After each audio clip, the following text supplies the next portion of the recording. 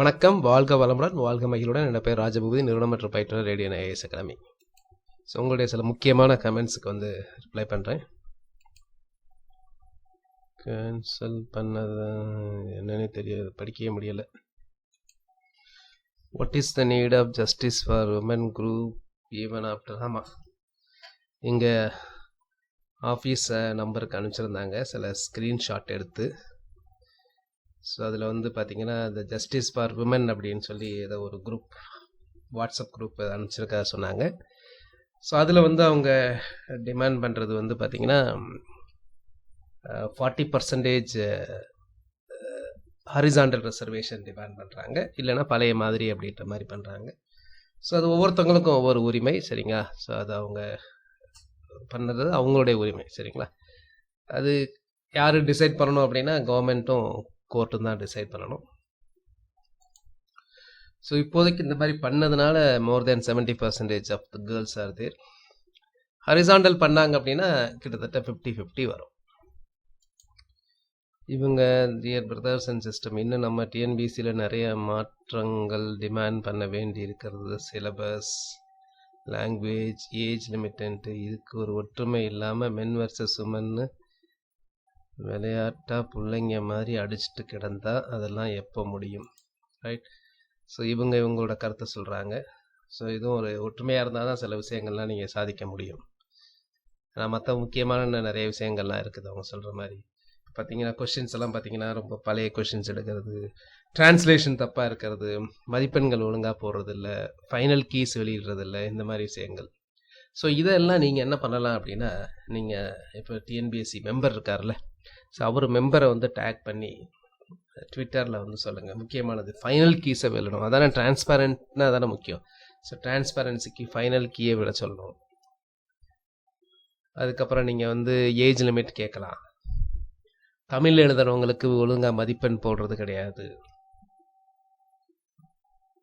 Group 2, group 2A போன்ற தேர்வுகளுக்கு வந்து பார்த்தீங்கன்னா, குரூப் 2A தேர்வுகளுக்கு பார்த்தீங்கன்னா நிறைய நீங்கள் சொல்லுவீங்க மெயின்ஸ் வைக்கிறதுனால டிலே ஆகும். குரூப் 1க்கு மெயின்ஸ் இருக்க வேண்டியதான், ஓகே. குரூப் 2A போன்ற தேர்வுகளுக்கு மெயின்ஸ், அந்த மெயின்ஸ் வைக்கிறதே வந்து பார்த்தீங்கன்னா அப்ஜெக்டிவ் டைப்பில் நல்ல ஸ்டாண்டர்டாக கொஷின் பண்ணுவோம். அது எப்படி பண்ணணும்னு கூட நான் உங்களுக்கு அனுப்புகிறேன் 2 டேஸில். ஸோ இந்த மாதிரி முக்கியமான ரிஃபார்ம்ஸ்க்காக அவரை டேக் பண்ணுங்க. அதே மாதிரி டிஆர்பி வந்து கரெக்டாக ஃபாலோ பண்ணலை அப்படின்னு சொல்லியிருக்கிறாங்க, சரிங்களா? டிஆர்பி இது வரைக்கும் ஃபாலோ பண்ணலை, இப்போவும் ஃபாலோ பண்ணலை. ஸோ இது நீங்கள் வந்து நீங்கள் முடிஞ்சவங்க நீங்கள் கேஸ் போடலாம், சரிங்களா? ஸோ ஏன் பண்ணலை அப்படின்ட்டு. சரி, இதை வந்து நீங்கள் ஒரு கண்டெம்ட் ஆஃப் கோர்ட்டு கூட நீங்கள் எடுத்து கூட பண்ணலாம். அதை நீங்கள் பண்ணுங்கள். ஸோ உங்களுடைய கட் ஆஃப் மார்க் 100% கணக்கு எனக்கு 2020 குரூப் 4 போஸ்டிங் வாங்கிட்டேன், ரைட்? அப்போ வாங்கிட்டீங்க சொல்லுங்கள். ஸோ இப்போ வந்து பார்த்தீங்கன்னா இந்த குரூப் 2, குரூப் 4க்கு நம்ம ப்ரெடிக்ட் பண்ணதில் ஏதாவது மாற்றம் இருக்குமா அப்படின்னா மாற்றம் இருக்கலாம். ஏன்னா ரொம்ப கஷ்டம் அந்த நேரத்தில் ப்ரெடிக்ட் பண்ணுறதுக்கு. ஒன்று தெரியும், பெண்களுக்கும் ஆண்களுக்கும் தனித்தனியாக இருக்காது, சரிங்களா? ஸோ அது ஒன்று தான் சொல்ல முடியும். சில மாற்றங்கள் கொஞ்சம் முன்ன பின்ன இருக்கலாம். எது ஜஸ்டிஸ் ஃபார் விமன்? ஆமாம், ஜஸ்டிஸ் ஃபார் விமன் அப்படின்னு ஒரு குரூப் செயல்பட்டுருக்கு. அவங்க ரொம்ப ஆக்டிவாக இருக்கிறாங்களாம். ஸோ இந்த ஹரிசாண்டல் இடஒதுக்கீட்டால், ஹரிசாண்டல் ஒதுக்கீட்டை வந்து பெண்களுக்கு மட்டும் கிடையாதுங்க. பிஎஸ்டிஎம், பிஹெச், மாற்றுத்திறனாளிகள் எல்லாருக்குமே இந்த கிடைமட்ட இடஒதுக்கீடு தான் பண்ணுவாங்க. இவங்களுக்கு எப்படி பண்ணுறாங்களோ அதான் மெரிட்டில் எடுப்பாங்க. அந்த மெரிட்டில் வந்து பார்த்திங்கன்னா 20% வந்து தமிழ் மீடியம் இருக்காங்களான்னு பார்ப்பாங்க. இருந்தாங்க அப்படின்னா தேவையில்லை, நார்மலாக இருக்க மாட்டாங்க. தமிழ் மீடியம் இருக்கிறது கொஞ்சம் ரேர், எப்போவுமே நீங்கள் பார்த்தீங்கன்னா தெரியும்.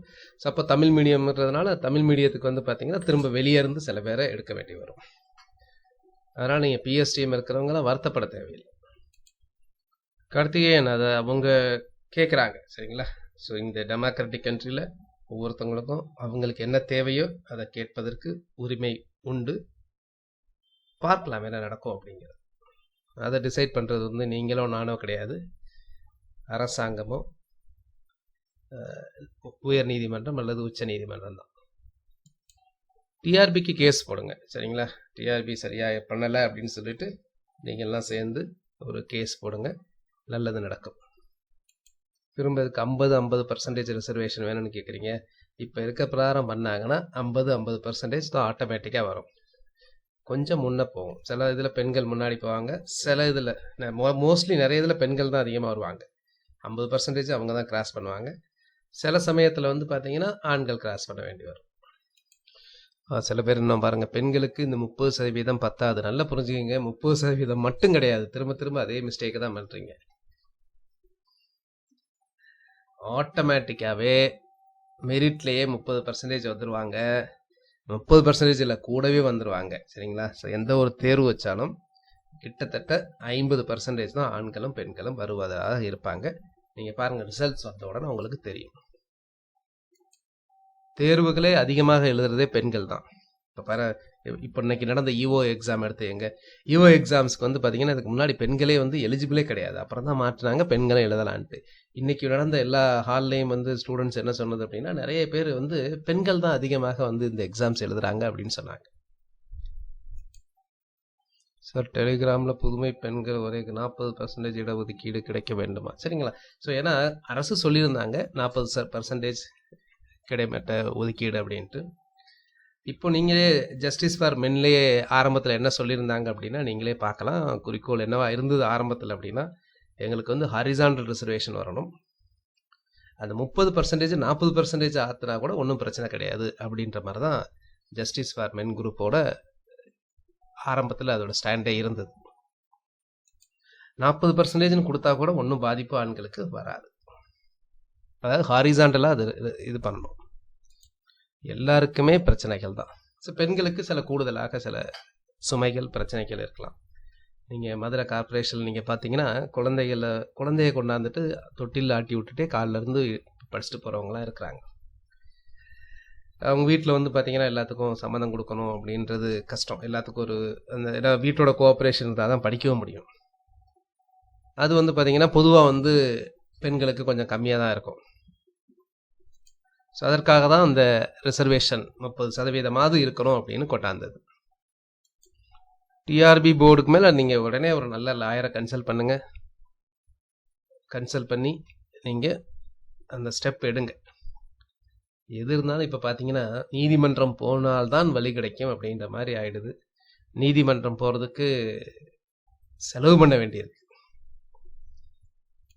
சென்னை உயர்நீதிமன்றத்தின் உத்தரவை ஆசிரியர் தேர்வு வாரியம் நேற்று இரவு மிதித்து தள்ளியுள்ளது. கண்டெம்ட் ஆஃப் கோர்ட் தான் அது. அங்கே அதிகாரிகளுக்கு தெரியவில்லையா என்று தெரியவில்லை.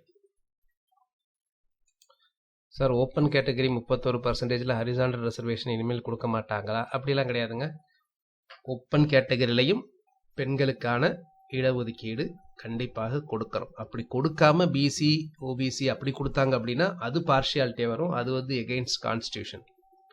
பெண்களுக்குன்னு கொடுத்தா அனைத்து தரப்பு பெண்களுக்கு கொடுத்தாங்க.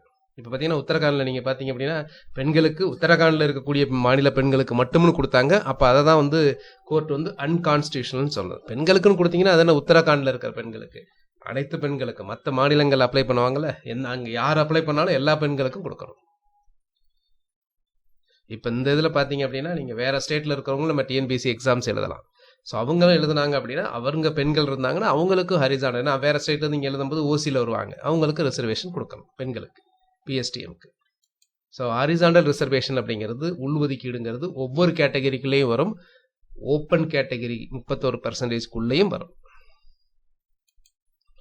ஓப்பன்லையும் பண்ணுவாங்கன்னு சொல்கிறாங்க, அன்கான்ஸ்டியூஷனல் கிடையாது. ஓப்பனில் பண்ணலேனா தான் அன்கான்ஸ்டிடியூஷனல், புரிஞ்சுக்குங்க.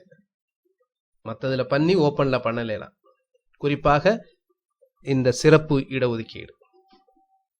அது எப்படி நீங்கள் ஒரு பிஹெச்ன்னு சொல்லக்கூடிய மாற்றுத்திறனாளிகளை வந்து ஓபிசி மாற்றுத்திறனாளிகள் மட்டும் கொடுப்பீங்களா? எஸ்சி மாற்றுத்திறனாளிகளை மட்டும் கொடுப்பீங்களா? எம்பிசிக்கு மட்டும் கொடுப்பீங்களா? ஓசியில் ஒரு மாற்றுத்திறனாளி இருந்தால் கொடுக்க மாட்டீங்களா? அது மாதிரி ஆக்சிடெண்ட் எஃப்ஐஆர் இருக்குது, ஆனால் கேஸு தள்ளுபடி ஆகிடுச்சு. எஃப்ஐஆரில் பேர் போடுறது இதெல்லாம் பிரச்சனை இல்லை. ஃபைனலாக நீங்கள் அக்யூட் ஆகிட்டீங்க, அக்யூட்டல் அப்படின்னு வந்தது அப்படின்னா தள்ளுபடி வந்து உங்கள் மேலே எந்த குற்றமும் நிரூபிக்கப்படவில்லை, ஒரு பிரச்சனையும் இல்லை அப்படின்னா நீங்கள் எக்ஸாம் ரிசல்ட் எழுதலாம், உங்களுக்கு எந்த பிரச்சனையும் கிடையாது. கரெக்ட். அந்த ஆங்கிளும் சப்போஸ் ஒரு நம்ம ஃபேக் ஐடியா அப்படின்னு அதை கேட்டிருந்தோம். அந்த டிஎன்பிசி சம்மந்தப்பட்டது ஃபேக் ஐடியா இருந்தால் யாரும் அது ஆஃபீஸ்க்கு நியூஸ் போயிருக்கும், அவங்க வந்து ஒரு மறுப்பு அறிக்கை விட்டுருப்பாங்க. ஸோ அது ஃபேக் ஐடி கிடையாது, அது டிஎன்பிசி மெம்பரோட ஐடி தான், ட்விட்டர் அக்கௌண்ட்.